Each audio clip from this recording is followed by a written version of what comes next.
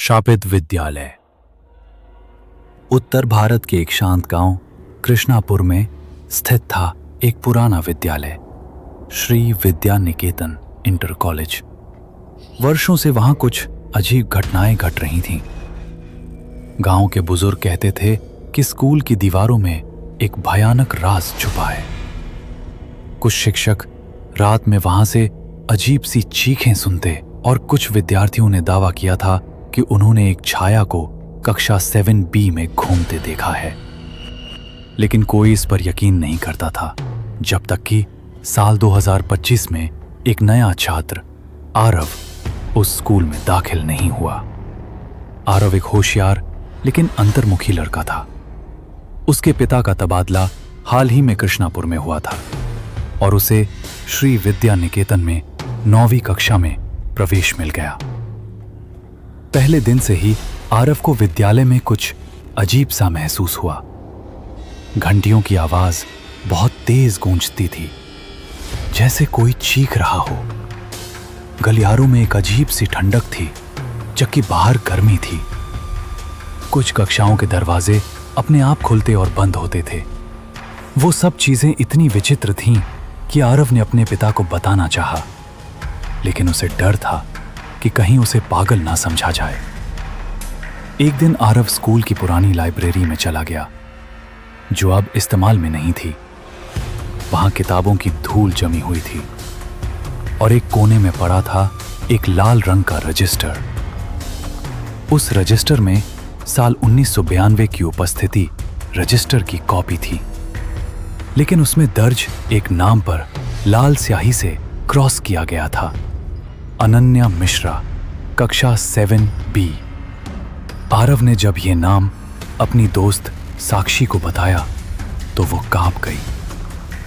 उसने कहा, अनन्या एक रहस्यमयी छात्रा थी जो 1992 में अचानक गायब हो गई थी। तब से कक्षा 7B को हर साल एक बार सील कर दिया जाता है, अनुष्ठान के नाम पर। आरव को जानना था कि आखिर उस कक्षा में ऐसा क्या है। उसने एक दिन रात को स्कूल में रुकने का निश्चय किया।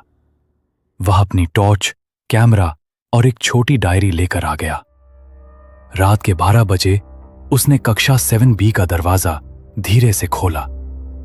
दरवाजा कर्कश आवाज के साथ खुला, जैसे किसी आत्मा की चीख निकली हो। अंदर की दीवारों पर खून के निशान थे, जो हर साल नए हो जाते थे। अचानक ठंडी हवा का झोंका आया और दरवाजा अपने आप बंद हो गया। अंधेरे में उसे एक आवाज सुनाई दी, तू भी मुझसे भाग नहीं पाएगा। आरव को दिखाई दी एक लड़की की धुंधली परछाई। वो सफेद स्कर्ट और नीली शर्ट में थी, बाल बिखरे हुए, आंखें खून से लाल। वो धीरे धीरे आरव की ओर बढ़ रही थी। मैं अनन्या हूं, मुझे इस कक्षा में दफनाया गया था।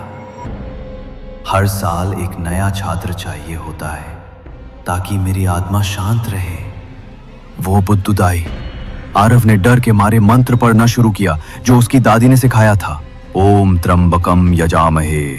अचानक पूरी कक्षा हिलने लगी, दीवारें कांपने लगी और जमीन से एक हाथ बाहर आया, मानो कोई जिंदा लाश बाहर निकलने को थी।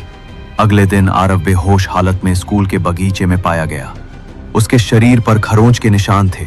स्कूल प्रशासन ने घटना को स्वप्न भ्रम बताया, लेकिन गांव के पुजारी ने बताया कि अनन्या की आत्मा अभी भी मुक्त नहीं हुई है। उन्होंने कहा, अनन्या को स्कूल के ही एक शिक्षक ने मार डाला था, क्योंकि वो उस शिक्षक की सच्चाई जान गई थी। उसकी आत्मा तभी शांत होगी जब उसका शव खोजकर उसे विधि विधान से अग्नि दी जाए। आरव और साक्षी ने मिलकर शिक्षक की फाइल्स खोजी और अंततः स्कूल के पीछे पुराने कुएं में अनन्या की हड्डियां मिली। पुजारी ने यज्ञ किया और पूरे गांव ने मिलकर उसकी आत्मा की मुक्ति के लिए प्रार्थना की। उस रात कक्षा 7B की खिड़की अपने आप खुली और एक सफेद रोशनी आसमान की ओर गई। हवा में एक मधुर सी गंध फैल गई। स्कूल में पहली बार कोई अजीब घटना नहीं हुई।